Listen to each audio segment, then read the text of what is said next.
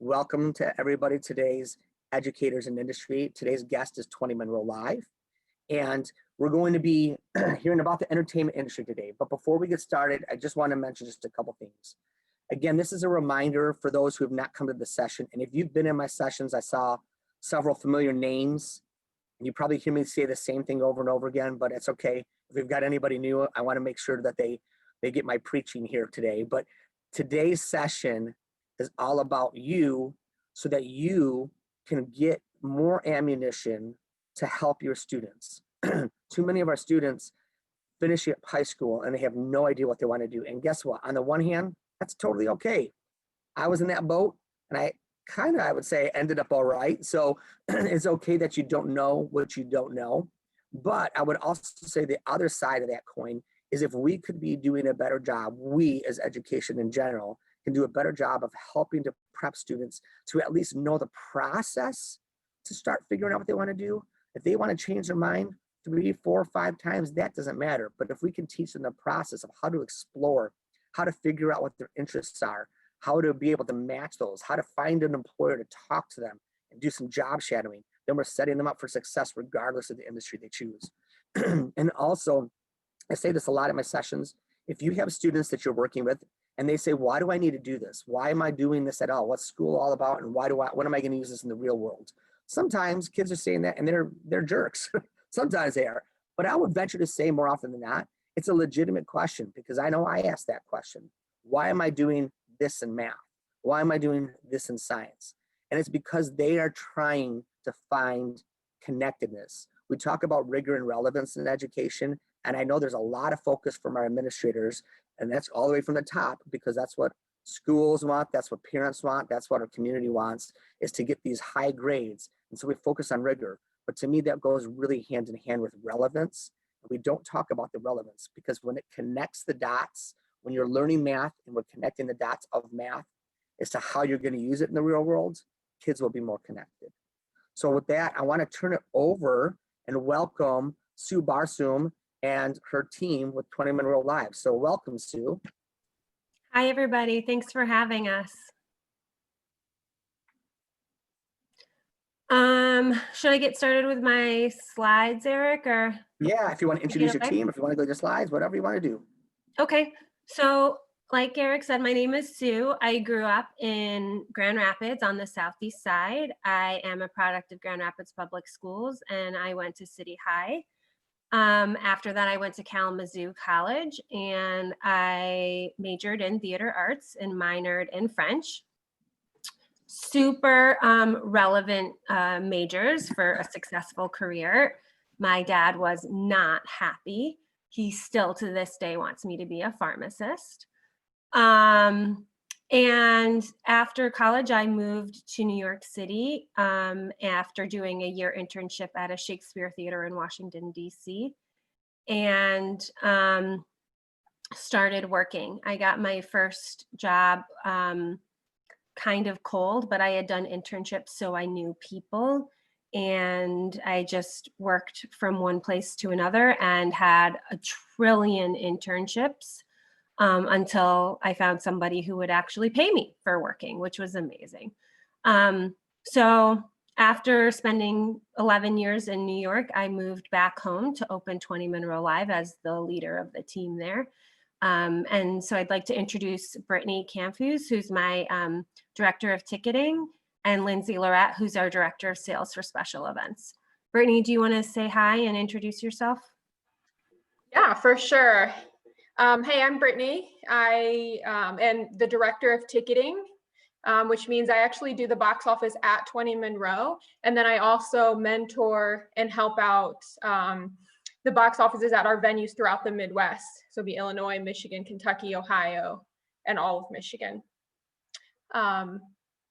Yeah, that's me. So did you want me to say like how I got here, or is that good? Yeah, cool. Okay, so I'll tell you just a short version of how I ended up here as well. I'm actually from Indiana. So still Midwest girl, but I grew up, my family is very much music lovers, and I grew up going to concerts and, you know, all over the tri-state area. And my oldest sister, she's 7 years older than me, she actually went to college for music business at Belmont in Nashville. And because she's 7 years older than me, she actually ended up with an internship at Interscope Records in LA. And so when I was only 10, she moved to LA for that and never came back. And so once I graduated high school, I had no idea what I wanted to do. And she actually offered me a job a few years out of high school in the music industry. So I packed my bags and moved to LA and started working in the box office with her. And here I am 15 or so years later, still doing that. She and I both work at Live Nation. We both work in the box office. And I'm not a musician or anything like that, but my passion is math and numbers and accounting and puzzles and all of that. And so that very much works in box office life. So yeah, so that's me. Thanks. Thanks, Brittany. Lindsay? My name is Lindsay Lorette. I am the Senior Director of Sales for 20 Monroe Live, currently overseeing a couple other venues as well.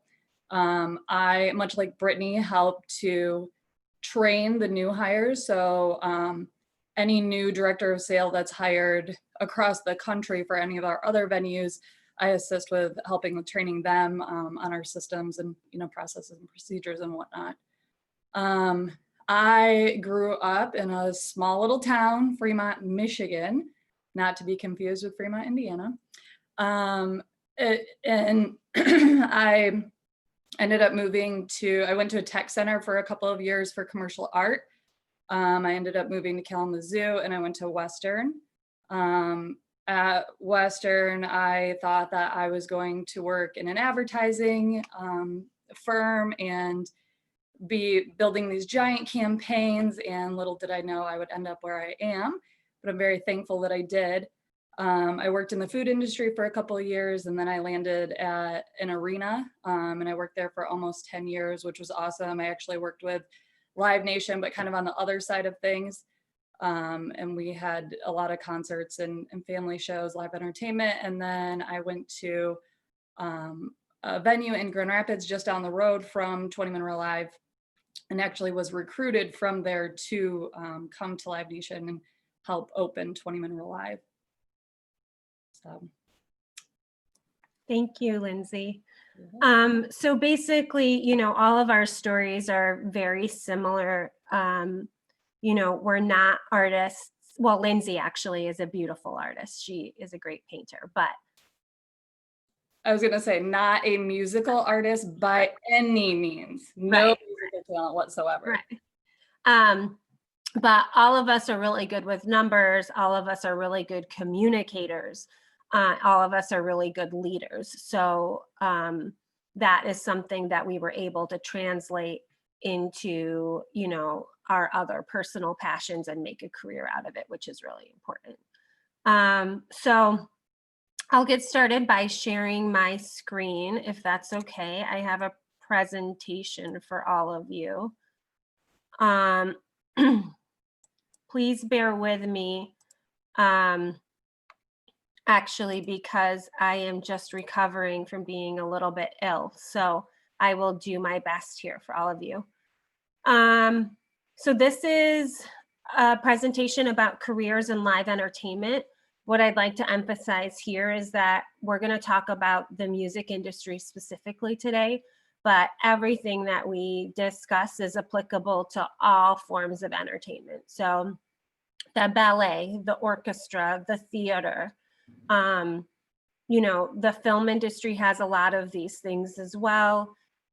They can sort of all translate into live entertainment. So specifically music today, but you can do this in almost any arts organization in general.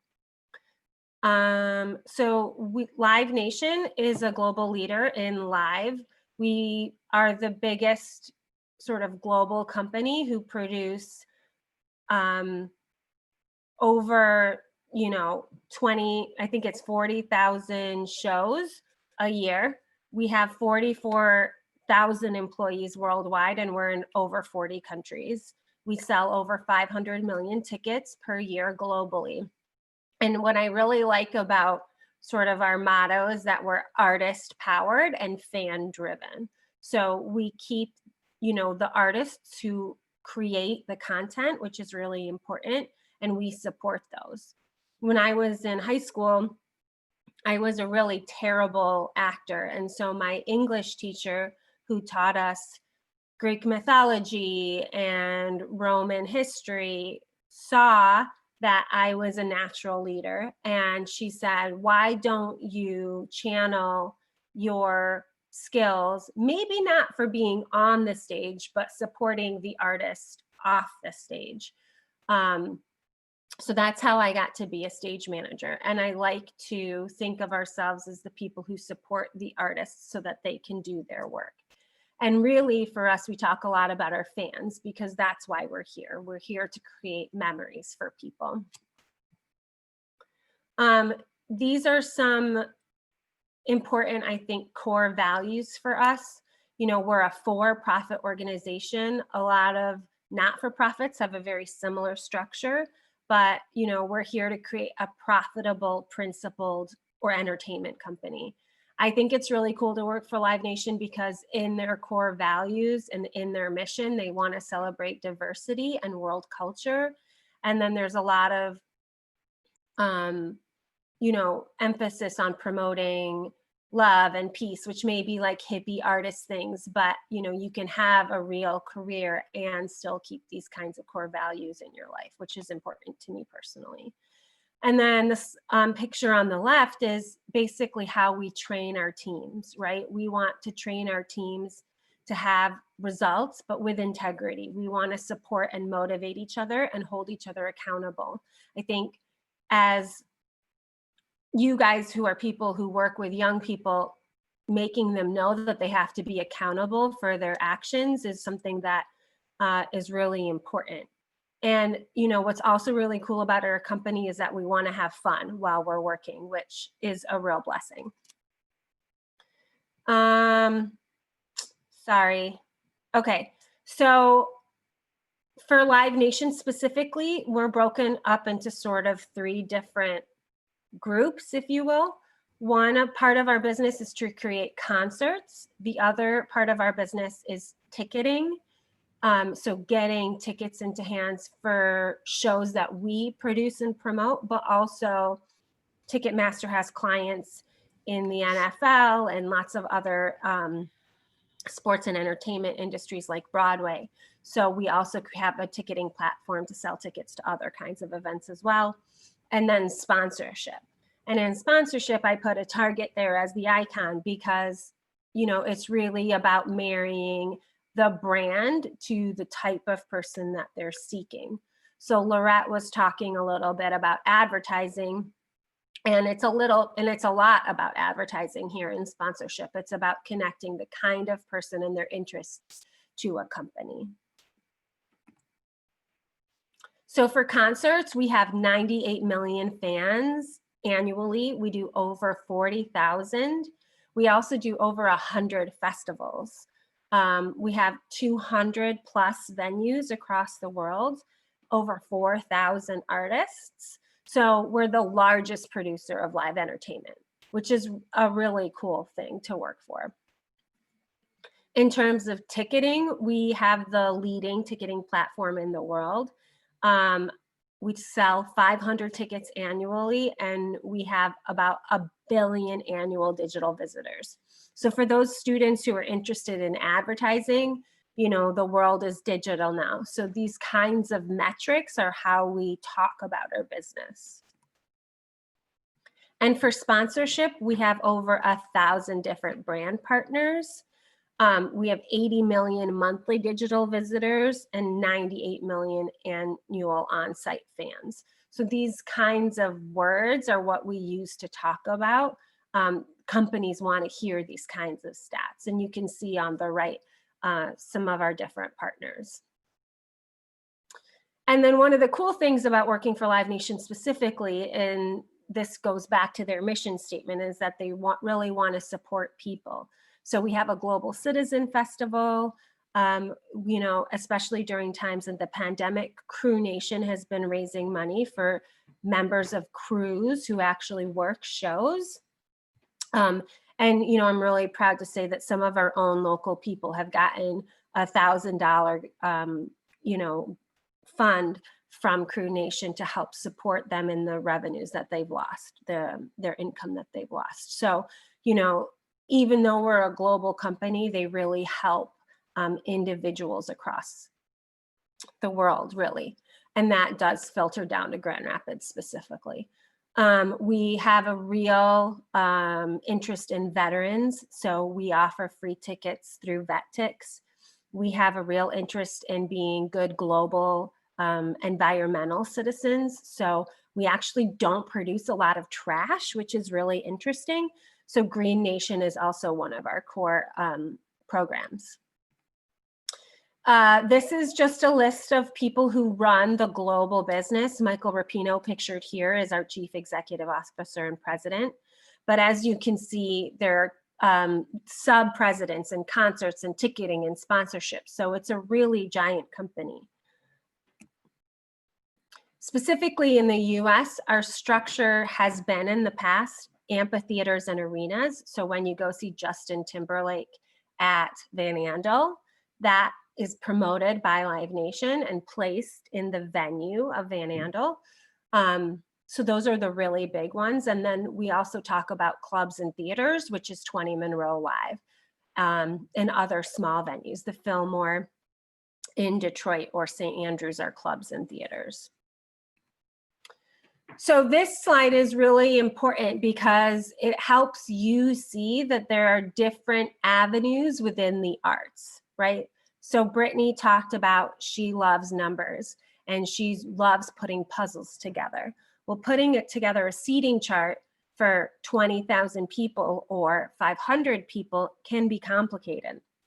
So it's really about putting all of those things together. And booking. Talent is a really important part of our business. So you may mostly see the artist on the stage and then their agent, right, in movies or television. But there are lots of buyers out there. They call themselves bookers because they marry the artist to actually the stage. We have a comedy touring division. We have a Latinx touring division. Our team is in operations, the general managers, the people who run the shows on the night of. Production helps the artists on the stage on the day of. They load in their gear and they get the show up and running. Marketing is how we tell you, the public, about the show. Special events is a very big business. So we don't just do concerts, but we do weddings. We do Wolverine's annual global conference that they live stream across the world. We do the Toast of the Town Awards in Grand Rapids and the mayor's annual speech. We did that in 2017 when we opened. So we do lots of different kinds of special events. We also have a premium seating program. So what you'll often hear is that the cheapest seats go first and the most expensive seats go first. And it's really hard to sell the middle seats. And our premium seats are the best seats in the house. We have a VIP room lounge that people can access with a private bar and private restrooms.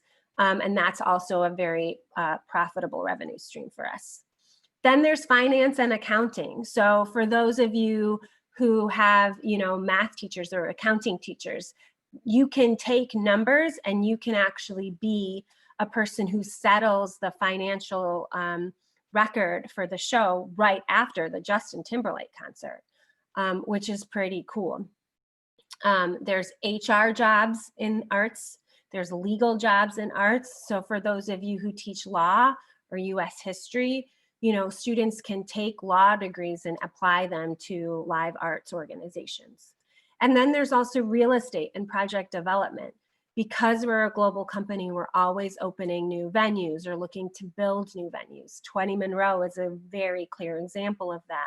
Greg Gilmore, who owns the Bob, wanted to build a music venue in the parking lot. So he was friends with a person in Live Nation and they discussed this project, and they developed it together. And with Live Nation support and the Gilmore support, we were able to create 20 Monroe Live. Does anybody have any questions right now? If I stop sharing my screen for a second. Yeah, there was one that came in. Michelle asked, I noticed since COVID hit that Live Nation's doing a lot of virtual concerts. How is that going? And are people buying as many tickets as they do for face-to-face? Yeah, I mean, what's really interesting you know, promising is that I think it's something like 90% of people who had tickets, Brittany, correct me if I'm wrong, but I think it's something like that high, have kept their tickets for future shows. So they haven't asked for refunds because they really love live music and they want to keep, they want to go back to it. And I think Live Nation, because it's such a global company, has had the opportunity to create digital platforms for presenting live music. So if you go to livenation.com, there's a whole live from home series. And literally every day you can see upwards of 10 artists doing live performances from their living rooms, or they're showing, you know, Dave Matthews Band is actually showing previous concerts. So there's free opportunities to see those on your computer. And there's also paid opportunities. So I don't know what her name is. She's a new artist, Charlie XC something, actually filmed a live stream at our venue called the Wiltern in California. And people paid to attend that private performance from the comfort of their living room. So we definitely see all of that. Mm-hmm. And Sue, do you know from some of the meetings that you're in what the ticket sales are like compared to, so like live streaming that one show at the Wiltern, what are those sales like compared to if that had been a tour across the states? You know, I don't actually know. We haven't gotten into those metrics yet, but they're definitely promising enough that, you know, we've put all of the COVID sort of operating procedures in place. And, you know, it's become, I don't necessarily think that it's profitable, but there's also value in still being relevant, right? So even if the company breaks even, because it costs a lot of money, right? Especially with the extra cleaning procedures and all of the extra security that we need in this time. These kinds of events are expensive. So for example, they did, I think a 3-weekend series from Live from the Lot, right? There was like Nashville and a couple of other things where they had over 800 cars per performance. We didn't break even on that. We lost money on those ventures, but you know, it provided an opportunity for people to actually do something in this critical time, and that you can't put a price on. Would you say that while, I mean, and there's a lot of industries that they do things and they operate at a net loss for a certain period of time or for an event, but by doing that, you're still trying to keep Live Nation at the forefront of people so that they don't forget about you. Is that is kind of a lot of it is, I mean, just providing a service too and letting people know, hey, you know, we still want to meet your needs, but at the same time, it's also still too just helping them to remember, hey, we're still around. As soon as we can get out there, we will. Is that part of what that's all about? It's still a marketing 1,000% for sure. Yep. You know, right now there are lots of companies like Zoom who are thriving, right? And there are lots of companies who, you know, maybe like the Grand Rapids Public Museum, right? Who might be struggling in different ways because they just don't have the kind of exposure. So these kinds of events help us create that. I think someone asked, would you say that there are opportunities for students to get a job in this industry without having a college degree? Yeah. That's me. I do not have a college degree. I'd like to tell my sister that I probably should have paid for half of her college tuition because she mentored me. I didn't even know how to use Excel when I took that job, and she taught me as I went along. So yeah, it's definitely possible. So I went from just working the window to being, you know, a regional director of ticketing, and I do not have a college degree.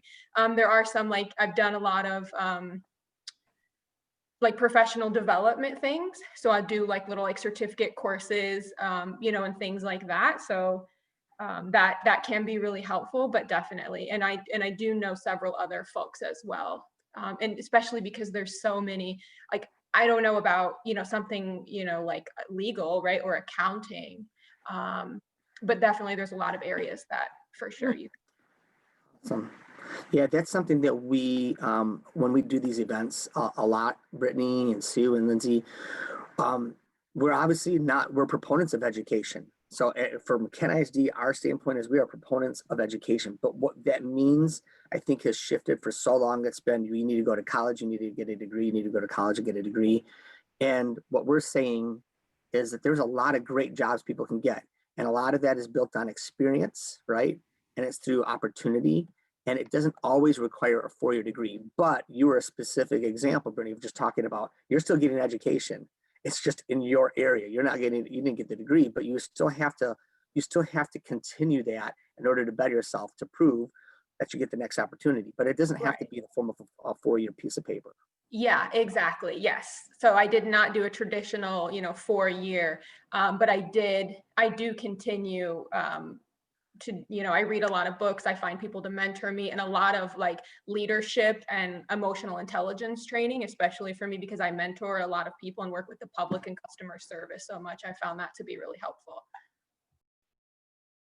Yeah, and on the flip side of that, you know, I did get a college degree and I really wanted to get my master's because I knew that, you know, the world is coming, you know, education is more accessible. So for me, actually, my boss at the time when I was applying for grad school was like, you don't need to go to grad school to do what you want to do. And because he didn't, and generations like him didn't. But for me specifically, I knew that I would be, you know, 10 or 15 years applying, and I wanted to have a little bit more of an advantage on my resume saying that I had completed a master's certification. Lindsay, you know, there are lots of certificate programs in special event and project management planning that I know that you've done as well, right? Mm-hmm. Yeah, I mean, I went to a 4-year university, but I still continue to make sure that I'm staying relevant. And, you know, when I talk to students, when they come in and tour the facility, the one thing that I always say to them is, you know, look next to you. All those people are your competition. So you have to be better than them. So, you know, you have to continue to educate yourself and be ahead, especially with special events and the trend. There's so many different trends that people, you know, are working towards, or they're, you know, all these meeting planners have all these crazy ideas, which are great, but, you know, you kind of want to be the first one to bring those ideas to the forefront. So any education that you have, or any education that you can get within those trends, is definitely helpful, putting you, you know, in the advantage spot. Yeah, and also networking, right? Internships are super, super critical because it's, you know, you all know, you're all living in the real world. A lot of times it's about who you know, right? What you know gets you in the door, right? What you know and how you execute what you know keeps you in the door. But a lot of times who you know actually gets you through the first step, right? Brittany is a key example of that. My intern was a perfect example of that too. She was going to U of M for economic development, and she applied for an internship that I had for a logistics coordinator for special events. And I said, this doesn't make any sense. But she knew people she knew meeting planners within the industry. She knew someone that worked at a valet company, and had them reach out to me, and they said, no, you need to hire this girl. And now, I mean, she was the most amazing intern, and she works at Facebook. So she's a prime example of, you know, a success story. Mm-hmm. Okay. Love it. Yeah, I see a couple of questions that have come in because 20 Monroe Live.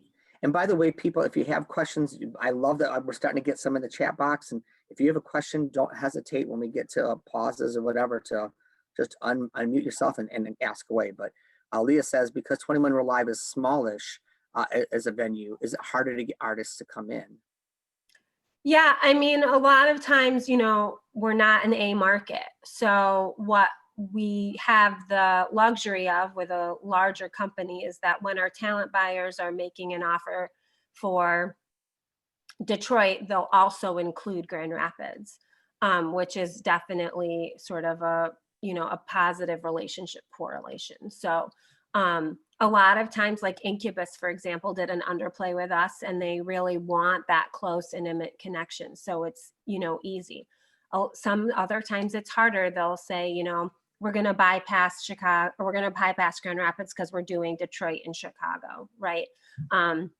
But as Grand Rapids grows, you know, I think that artists are seeing the value of playing our market. Mm-hmm. Let me kind of piggyback off of that. What is there a different type of clientele that you would have at 20 Monroe Live versus even just down the street at Van Andel? Like it, because yours is a little more intimate. What was the seating capacity again? 2540. Okay, so it's very different then. So is it the artists who are looking for the more intimate concerts, or is it like you said, is it a mix between the A's and some of those people who are maybe who've been out, but it's been a while since they've been relevant, or what would be?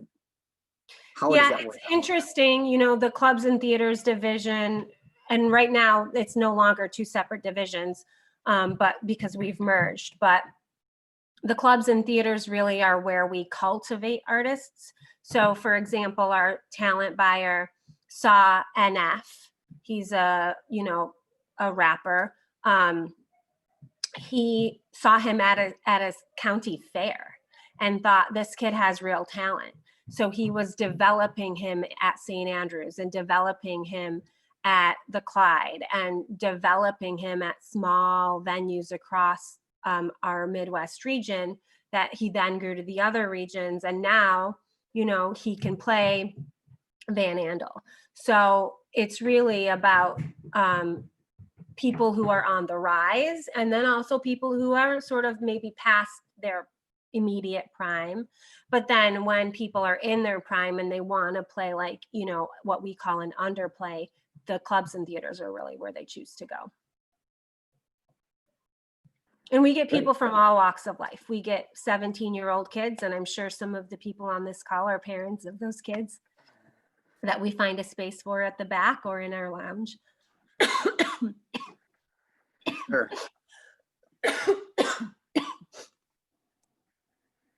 Yeah, I think another artist that's a really good example of that was Greta Van Fleet as well. They played our venue and now are too big to play our venue. That's cool. That's cool though. That's great. So you're getting some of the people who are up and coming. That's cool. Yeah. Thank you, Brittany. you. Okay, so I'm going to go back to the slideshow if that's okay. Sure. We'll come back. We got some more questions, but we can circle back around to them. Yeah, for sure. Share screen. Before you do that, I just want to call out people. There are several people who came in. My apologies. I mentioned it in my email, and I got my time slots wrong. So we had several people joining us at 9:30, and that was my mistake, Sue. So it was a 9:15 start, and somehow I put in the email 9:30. Don't worry, you'll still get the sketch. For those who are doing this for the first time, I did mention at the beginning, there will be a slide at the end where it will give you a link to a survey and a 6-digit code. You must complete the survey in order to get the sketch, but don't worry about being late. That was totally on me. But again, you need to stay to the end because we do have that survey with the 6-digit code, and that is how you will get your record of attending. So just wanted to make sure I mentioned that for those who were late attenders, or because of me. Thank you. Back to you. Okay. Brittany, I know that you have to peace out in a minute, so feel free to do that when you need to. Cool. You're welcome to drop my email if you'd like, if anyone has questions specifically around ticketing stuff. But yeah, I have to go in just a few minutes. Okay, thank you. So I'm going to kind of breeze through these next few slides. So this is a slide that's a little bit older now, but it just gives you sort of a sneak peek into all of our different clubs and theaters in the US. So we have 3 different EVPs. You can see that they have upwards of 15 venues that they manage. They're all over the country: New York, Indy, Riverside, California, Denver, Philadelphia, Cleveland, Dallas, San Diego, Salt Lake City, Minneapolis, Houston, Vegas, Anaheim. So we have venues all over the country. Specifically talking about 20 Monroe Live, we were voted Best of the West for 2 years in a row, which was really awesome. This is one of our favorite pictures of the room. Andrew McMahon was playing. We love confetti, super, super love it. It falls from our ceiling forever. You can see on the left sort of a map. This is what Brittany lives by. She lives and breathes by these maps. We have an open floor, and then in our mezzanine level, there's a horseshoe of seating. In the center of that is our premium seats, and then we have an upper stadia of seating. We have a lounge and lots of lobby space that Lorette, uses for lots of different functions. Sorry. This is not working. Okay. This is just something I threw in here this morning because it's an example of why we're here. We talk about passion, we like to employ people who are passionate about the arts. We like to employ people who are grooving on the night of the show. So they're doing their job by making sure that people are safe and the floors are dry. But they're also, feeling the music as it's happening, right? Or if we're catching someone's vomit because they've had too much to drink, they want to be there because they want to take care of people. So these kinds of shout outs that we get on social media are really, a testament to the good work that we try to do at 20. This is a picture of our stage with our screen down. Lorette sells a lot of this screen for different corporate companies as they do their presentations. You can see that our building has some local art, which we're really proud of. And these, slogans are part of what we talk about and how we market the building, right? And we talk about this with our staff too, right? We have a lot of roadies, people who are 60 years old and have spent their life following fish, or we did a concert for a teenage bopper band called Pretty Much. And there were, 16-year-olds who had traveled to more cities in the States than I've been to because they were following this band 7 or 8 different times. And they had met people from all across the country and weren't actually watching the concert, but just hanging out in the lobby together with their new friends. So these kinds of experiences are really what drive what we do. So unfortunately, or fortunately, I don't know, fortunately, the company still exists in this pandemic. Unfortunately, there have been some restructurings. So before the pandemic, this was our structure. You can see that talent is kind of in a vertical line next to the venue. That's because our talent team services Detroit and Cleveland, and Traverse City and a couple other markets. We have 4 people in our talent team. We have a regional marketer. And then for the venue specifically, these are the jobs that we have locally.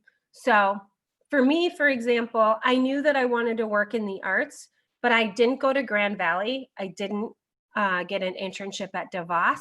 And I wasn't going to wait around for someone to sort of retire after 40 years of having like the 3 entertainment jobs in Grand Rapids. So I moved. And I think for you guys, that's probably a really important thing to say to your students. And I say it a lot to students who walk through our venue. If you want to work in the arts and in live entertainment, a lot of times you have to go to a bigger market to get the experience. Some people can be really lucky and, fall into a place here, but not all of us are that way. And the experiences you get from a bigger market help you inform your future experiences. So I actually worked for Live Nation because my building, my Broadway theater, was acquired through a series of mergers and acquisitions. We were the only Broadway venue that Live Nation had. They had no idea what to do with us because we did 8 events in a week, the same event. And they were used to 7 or 12 different events in a week for a venue. But when 20 Monroe Live was being built, My family didn't call and say, hey, Susie, there's a, an entertainment building being built. Nobody told me. I saw it on Indeed. And I called my family and I was like, what the heck is this? What is being built in downtown Grand Rapids? And they're like, I don't know. So I Googled it and I saw a news story on Channel 8 about like a live entertainment venue being built in downtown Grand Rapids. And I had wanted to move home because I had kids and wanted a house I could afford and grass. And I literally made a phone call and 3 weeks later I had the job. So I'm the general manager. We have an amazing assistant. Her name is Larissa. She does everything for us. She does a little bit of all of these departments. Brittany is our box office manager. We have a marketing manager, a production manager, an operations manager, a special events manager, director of sales, and a premium seats manager. So all of these different departments work together at our venue pretty seamlessly. What's interesting about how we work is that some of us work, the normal 9 to 5, and some of us work the opposite, right? So we work 3 p.m. to 2 a.m. Some of us work 9 a.m. to 2 a.m. A couple times a week.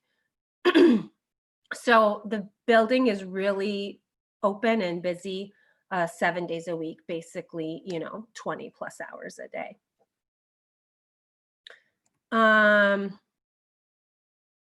This is an example of what a busy month will look like for us. You can see that in March of, I think this was 2019, we had over 20 events.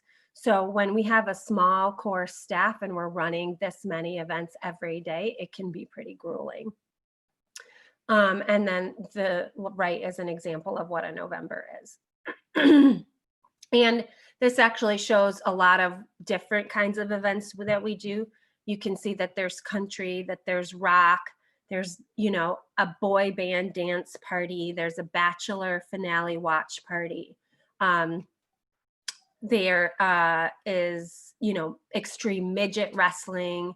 There's a cover band for Genesis. Yes, midgets sell. Conservative Grand Rapids, bye-bye. Like, we had a lot of pushback. I looked nice that day and was ready with a statement to talk to reporters, but we had 1,800 people come. Because people want fun things to do. And it was a self-promoted event. They titled their own event, and we, are offering them employment. And actually someone, a little person from Grand Rapids got a job with their tour, which we are super proud of. Can I point something out on these slides too, Sue? Yeah.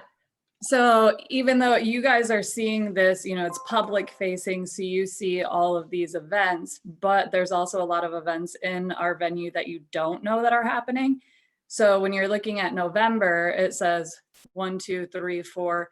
Well, there was a special event on the 5th, and there was a special event on the 8th, and there was a special event. So even though it looks like, people call and go, well, you don't have a concert that day. We might not have a concert, but we still have a special event. And that still means that our production manager and our ops manager and all the people that were on that org chart have to be at the venue. So it might look like we don't have something going on, but a lot of the times if you drive by the venue, you'll see the name of whatever event it is on the marquee.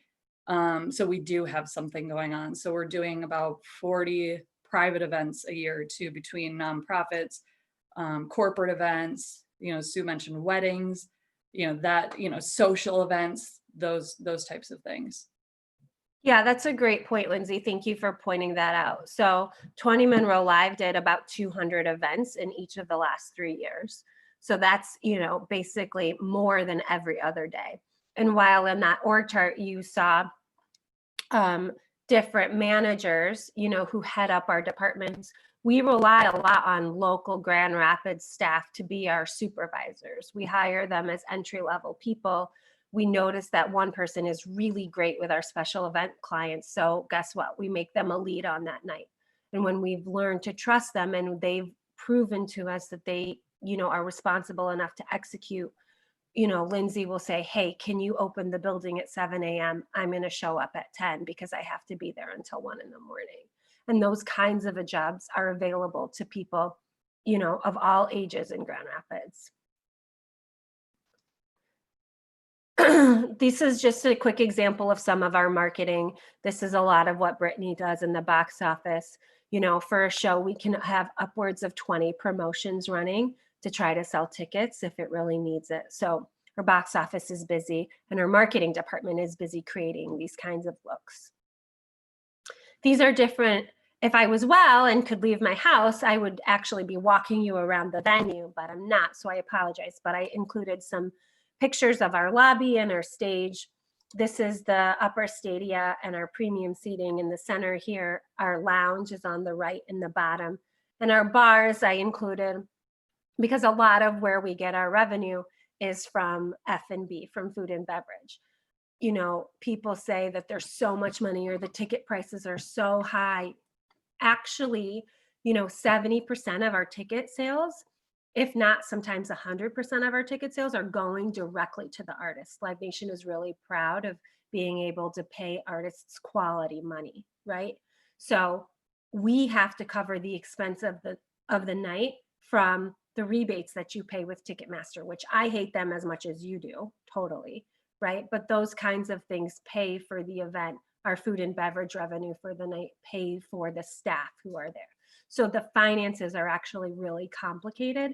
And it's not just as simple as like your $100 that you're paying plus your $20 ticket fee is all going to the artist or all going to the local venue. Do you have anything to add about that, Lindsay? Okay. These are different pictures of events.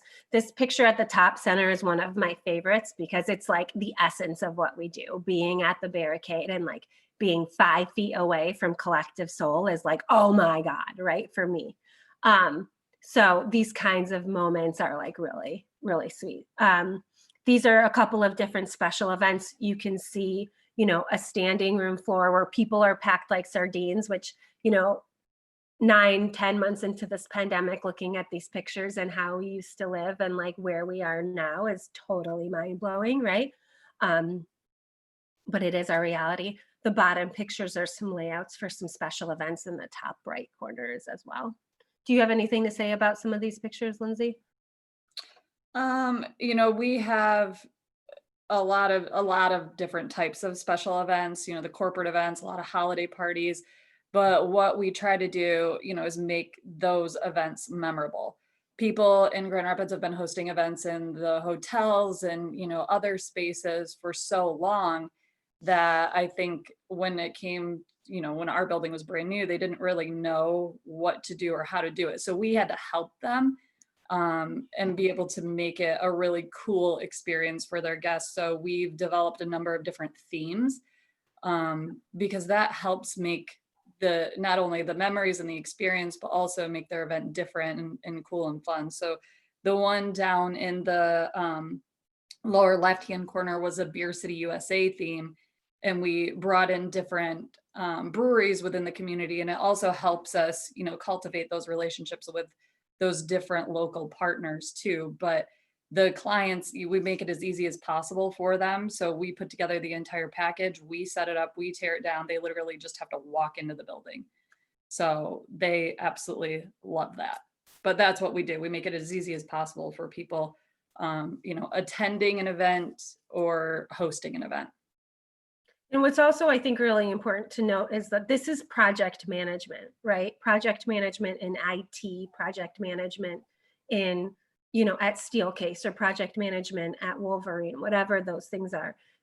These kinds of skills that take, you know, putting 3,000 people or 500 people or even 40 people in a space are transferable to the arts, which I think is, you know, something that young people need to hear. And then the next few slides are just some fun pictures of the customized events that we've created in Grand Rapids. We've had the luxury of risk, and I think unfortunately with the pandemic, some of that will go away. But because, you know, we work for a global profitable company, they've been able to give us 30 grand to try a Harry Potter Yule Ball in December. And we had over 400 people attend, and You know, I was literally on my phone at midnight last night, and 1 year ago we were hosting last year's Yule Ball, and I just started crying because we're not there right now, you know. And but you know, we had people at the Yule Ball get engaged. We had people, you know, I am a particular nut for the royals. I know I'm a nerd, 1000%. And so we partnered with Channel 13, and those are the ladies there, you know, posing with Harry and Meghan for the royal wedding. So, you know, these are different fun pictures. You know, what we do, and Lindsay, you know, can talk about the DeLorean that we have and the connections in the community that we had. We have 80s parties. The picture on the bottom is a fitness class called Work. You know, we use elements of production. You can see bubbles in some pictures and glitter and conversation starters with this idea board, right? That make our events really unique. There are different, what I think is interesting, and you know, for those of your students who are really creative, right? Part of what our job is, how do you make an event unique? How do you make it special? How do you make it worth dollars, right? So in the center, you can see we created a party pit. I don't know what this was. I think it might have been New Year's Eve. That's New Year's Eve. Yeah, so, you know, it's an elevated ticket price, but you're right at the front of the stage and you can party there, right? Different, I don't know, this is a Yule Ball thing in the top right, but you can see Lindsay had to help me with her chart making program and lay out 50 different tables in our space. We tried movies, you know, we have a hip hop night with a local group of artists that we try to cultivate as well. So these are different pictures. You know, we've had fire eating artists and aerial artists and hula hoop artists. And so like all of these kinds of people work and live in our community, and places like 20 Monroe are places that they can work and thrive. And then the last slide I have is just a quote from Tom Petty that we had posted on our socials that I think, you know, speaks to what we do. You know, you can take something as mundane as accounting, but put it in the live arts, right? And it becomes magic. It creates, you know, an opportunity for someone like me to have a job that pays my bills and takes care of my family, but while doing something that I love, you know? So these kinds of jobs exist, and, you know, we just wanted to we're thankful that you had us here to tell you about them, and hopefully you guys can encourage your students to look at, you know, future opportunities like this. That's all I got. I know it's been long. I'm sorry. I will stop my screen if I can. Hold on. Stop share. Okay, clearly I am not the most technological person, so. So, well, thank you for doing the presentation. I know I asked people to come with some questions, and I see some coming in. One, I want to make sure I circle back to this one that was asked earlier. Somebody wrote that they read that 20 Monroe Live was up for sale. Is that accurate? And what do you anticipate if there's going to be any changes when it comes to new ownership, or what that might look like? Yeah, so what a lot of people don't realize is that, you know, the Gilmores built the physical building, but Live Nation operates the business inside of it. So Live Nation essentially has a lease with the Gilmores, and if they sell the physical building, our lease will still exist. So Live Nation is committed to Grand Rapids, and you know, we're going to continue to run the business as is. It will change some operational things for us because we're connected to the Bob, and we share an alley, like a garage where cars come and go. But, you know, it's basically just getting a new landlord. Okay, great. Another question was, what types of internships do 20 Monroe offer? And I'm going to kind of piggyback that. What types of internships? Lindsay, I think, and Brittany May both have mentioned interns. You do that for college students. What does that look like? Is it all types of degree areas? I think, was it Lindsay or had mentioned somebody totally outside of the realm of what you thought was going to be a fit? And then what does that look like for high school students who are interested in a career path? Yeah, you know, because we're such a small operation, we don't have a lot of physical space, But what we do, we are really great at production internships. So, you know, we've had people learn how to light a stage, practice. We open our venue up for them to practice lighting, for example, or sound or whatever. And then they actually run giant real shows when we have them, once we've cultivated them. Lindsay has a logistics internship for special events.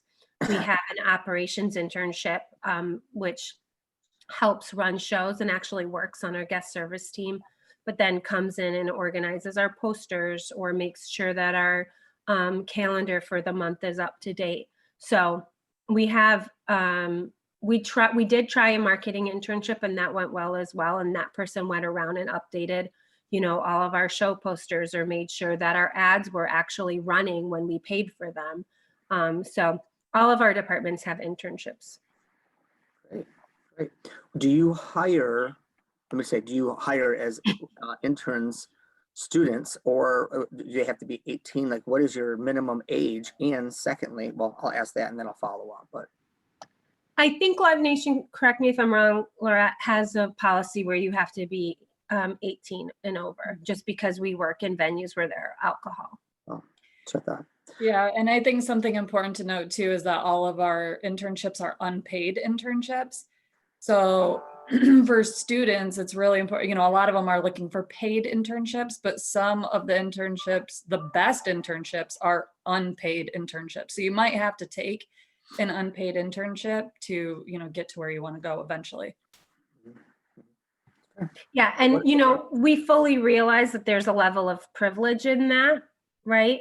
Not everybody can afford to spend their time on something unpaid. You know, I was blessed enough to have parents who, you know, could pay for my summer in Louisville, Kentucky, you know, or pay for my, you know, supplement my year in DC.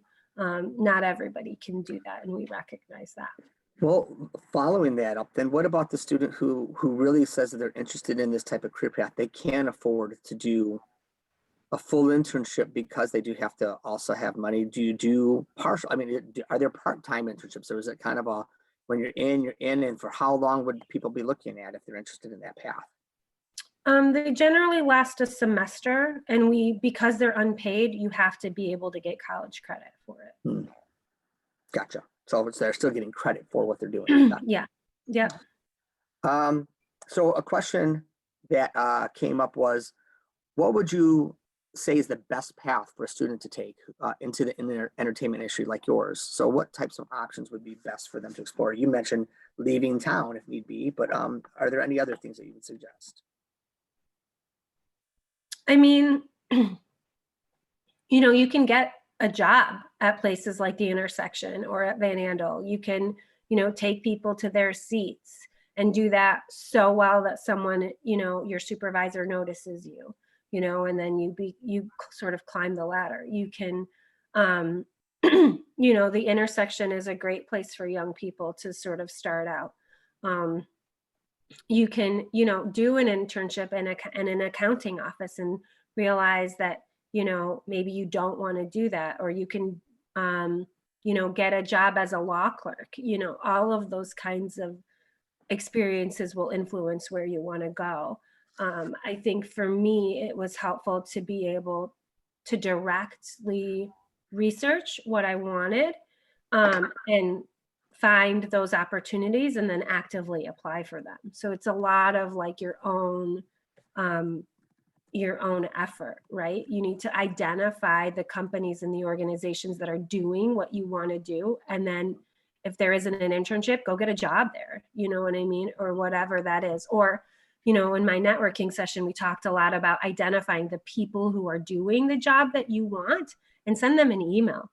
All of us have benefited from someone mentoring us, right? And we all like to talk about ourselves. So if someone's asking, you know, like, hey, can I take you out for coffee? And can you just tell me about who you are and how you got there? Most of the time people are going to say yes, because someone has done that for us, right? So paying it forward, I think, is really important, and encouraging your students to be bold enough and honest enough and open enough to put themselves out there is really important. Yeah, Yeah, I I think, actually have a phone call later this afternoon with a student who had asked their professor if there was anyone within the industry that they could talk to just to get some advice, just to get some industry insight. So I'm having a conversation with them later today, and that, you know, my professors still, I mean, I've been out of college for a while, and they still refer people to me to have conversations with because they remember me from you know, being in class, and I am happy to be a resource for students. might I Um, jump in? Oh, might I jump in real quick? I want to mention Sue did a session for those who did not know. Back in November, we did during National Career Development Week, we did a series of sessions around career prep skills, interviewing, resume building, and one of the sessions was on networking. And Sue actually led that session on networking. So I would highly encourage, go to YouTube, and it will eventually be on our website. We've got some updates we're making. We'll actually put the link in our website eventually. But right now, if you go to YouTube and you type in events-career readiness, that is our channel, our Ken ISD's channel, events-career readiness. And we have that whole week's worth of series. And one of them is about networking. And Sue does a great job talking about some of these things, about how to build connections. So I'm going to follow that up with just quickly to you, Sue and Lindsay. I'd love it that a student, college student, asks a professor, okay, do you have any connections? One of the questions was like, how does a student make that? And I will also kind of put back to the educators, for our counselors out there, administrators are out there, we need as an education to do a better job of teaching kids. Some kids don't even know how to pick up the phone and make a phone call. They literally have not practiced that. So of course they're going to be very uncomfortable doing it. That might be something that is a homework assignment, or we practice that in class with each other and then you go home and do it. Or you get an assignment where you have to send an email and you CC your teacher on, but you don't get good at it until you practice doing it. You just gotta try it. But I would ask, what are some of those things that we can help give educators advice of how to help their students get an in? are you asking me? Yes, sorry. Sorry, I preached for a little bit and then yes, back to you. What are some of those ways to make connections? Yeah, I mean, in the networking thing, I challenge, educators to get, or students to identify 3 people, right? And to send them an email or pick up the phone and call them. It was the very first task in my graduate program. The lead, said, here is, our mentor list of people who've graduated from the program. Pick 3 and contact them. You must meet with them. So I think that's a really good way to start, right? I have an 8-year-old and a 5-year-old, and they don't literally know how to hold the phone to their ear and talk. It is insane. All they know is like speaker that they can like wander around with, or texting, or pressing the microphone button that types for them. I don't know. Everything is touch screen. Yeah. Like my son tries to like move my computer screen, Right. So I think, the face-to-face interaction that you can force your students to have is really critical. Awesome. And My favorite, sorry. Go ahead, please. No, My please, favorite thing to say to people is to find what makes you uncomfortable and do it. So if it makes you uncomfortable, you need to practice it more. Awesome. No, that's great advice. I think that's something. But here's the thing: for those who have done these sessions with me before, I often say we need to hear people like you, Lindsay, saying that, and you, Sue, saying that, because when it comes from us as educators, I say this a lot. So those who have heard me say this, unfortunately, we're extensions of mom or dad sometimes, right? As a counselor or a teacher, we're mom or dad just in school. And when we hear somebody like you saying that, and we record these, hey, these are being recorded. They're also on our YouTube channel. Show these to the students and show them the clip. Lindsay saying, hey, if it's uncomfortable, that's what you need to be doing, because that's how you get better at it. Great things. I have just a couple more minutes. I wanted to ask real quick. There's a question that I wanted to answer in the chat. Please. So someone, I think Amy had mentioned health science. So that's an actually really interesting point, because there are health science jobs in the arts. For example, there's a local company that does IV infusions with lots of vitamins. our production manager during this pandemic is learning about holistic medicine because, you know, we do work 7 days a week, almost 20 hours a day. Our bodies break down. So, you know, the things that we can do to support our body from like a holistic standpoint, like meditation or, you know, we literally had a staff appreciation day for our managers. I won a contest and got $500. And I said to my staff, what do you guys want? And they said, IVs, please, with Massages.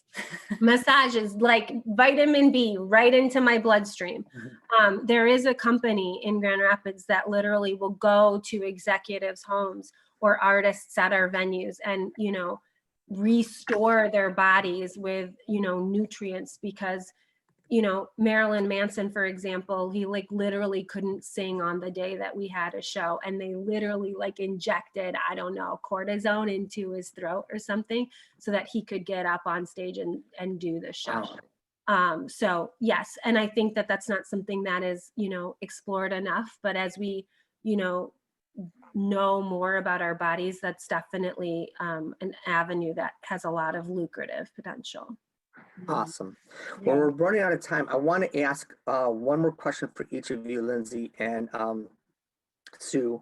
But before I do, I want to ask, we mentioned that there's probably not internships for high school students, but do you do job shadows? Are high school students able to reach out to you and say, hey, can I come in and shadow you for a day? Obviously, now is not the time, but we're actually also doing Groundhog Shadow Day coming up in February where people can do an online even meeting, but are there opportunities for that, whether it be a phone call or come in for spend a day with us?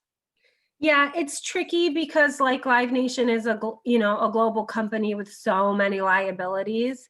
So if, you know, they often say if you're not part of the internship program and getting credit and you're not or you're not on the team getting paid, right, for the work that you're doing, there's like this gray area that makes it a little more complicated for us. But, you know, the job shadow program through ISD is definitely something that's available. You know, we're happy to talk to people. We're happy to have them come and watch an hour of something. But, you know, unfortunately, we can't have them participate in things like a load-in because those things are dangerous, right? We don't want someone's foot to get rolled over by a road case or, a beer tub, you know what I mean? Like, so it's a little bit trickier for the younger people. Sure, that's fair. Okay, the final question for you before I have to kind of wrap up was, when it comes to school, a lot of times we're dealing with obviously education. A lot of times we go back to the students, you know, we're talking about that relevance thing. What was one thing from school, and you can wrap up with either or, one thing from school, K-12, that you still remember to this day that really you use in an everyday setting? You know, like this is something from we say, hey, when are we going to use this in the real world? Here's something I used that I learned in the real world. Or what is one thing that you say, I really wish I had learned this, or that education is teaching this, because if you do this, I think it'll really benefit students. Either or. You want to go first, Laura? Here. I think that I wish that I would have learned more real industry experience. You know, it's sitting in a classroom, even in, you know, high school or college, you have people teaching you things. And like, for instance, I was taught how to place a media buy. But then when I actually got into my position as a sales and marketing manager to place a media buy, it was nothing like that. So making sure that, you know, there is that connection, that it's relevant, you know, that the educators stay relevant too, because things are constantly changing. So maybe the way that you placed a media buy 15 years ago is not the way that you do it today. So making sure that these kids, when they do get into the industry, that they have a little bit more of an idea of what it's actually like. And I think, you know, having conversations with us or reaching out to people that are in the industry is definitely helpful. But I mean, there's a big disconnect even from the interns and the people that work for us on guest services, you know, talking to them, that there's not that connection. Okay, great. What about you, Sue? You know, I hated accounting. I would scratch my back before finals because it gave me such anxiety. But I use accounting every day. our profit and loss statements are all math, and the debits and the credits are so backwards in my brain. And it took a lot of practice to understand and to ask questions of my boss and to raise my hand and say, like, I need you to walk me through how this company lays this out and what I'm responsible for.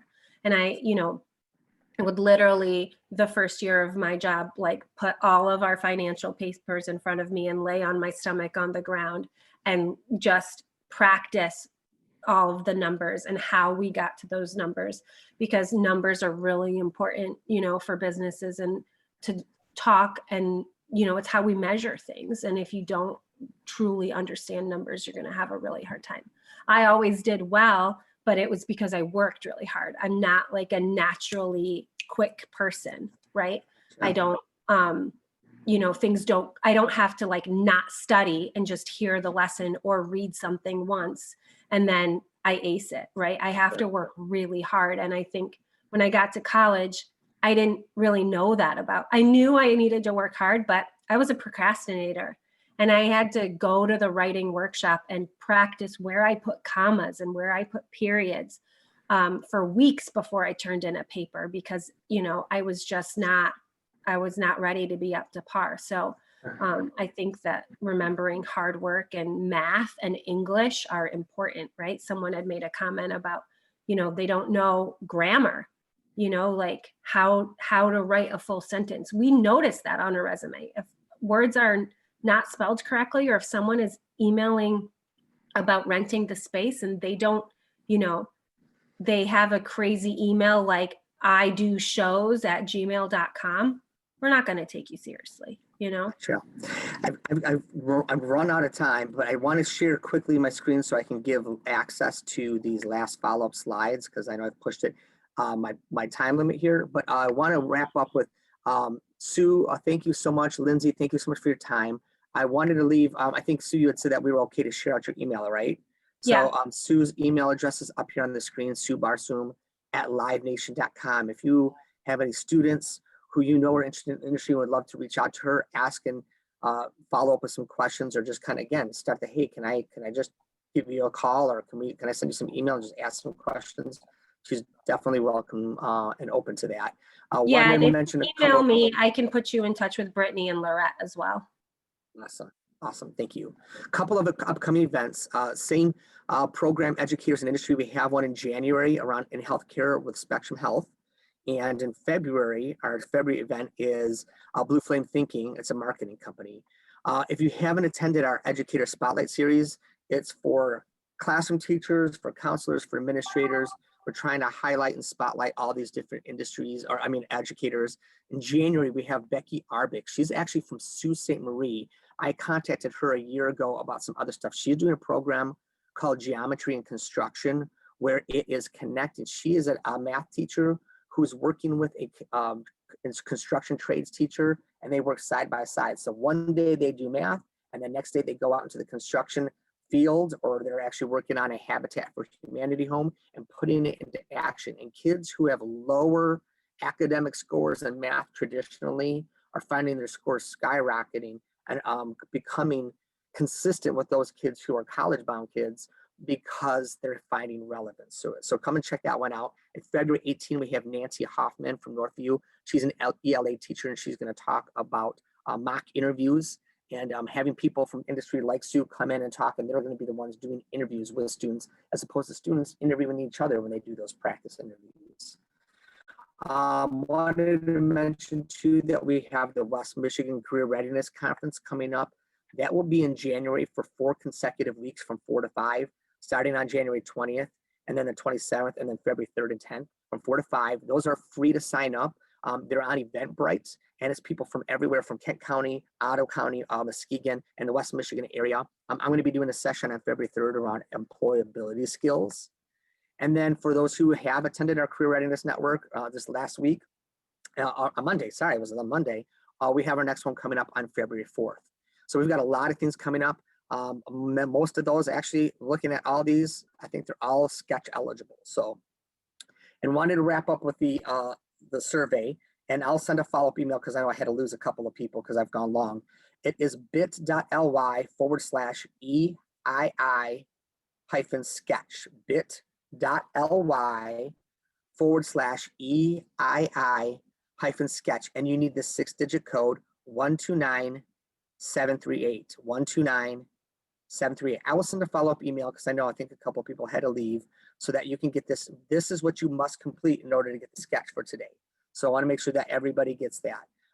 Just again, and there's my email address. And if you want more information, career readiness at Kent ISD. careerreadiness.kentisd.org is our website.